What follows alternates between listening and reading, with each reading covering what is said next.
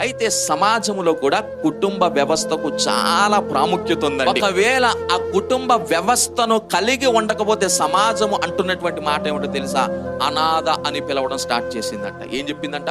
అనాథ అని పిలవడం స్టార్ట్ చేసిందంట.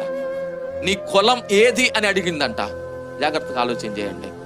పెళ్లి చేసుకోవడానికి పిల్లనిమ్మంటే నీకు కుటుంబము లేదు అని వేదనకు గురి చేసిందంట. వర్గాన్ని వేరు చేసిందంట. నీకు కుటుంబము లేదు, నీవు ఏకాకివి అని చెప్పిందంట.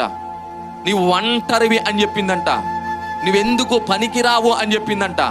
నీ జాతి ఏమిటో తెలియదు అన్నదంట, నీ కులం ఏమిటో తెలియదు అన్నదంట. అంటే ఈ రోజు సమాజము ఎవరికి విలువనిస్తుంది అంటే కుటుంబానికి.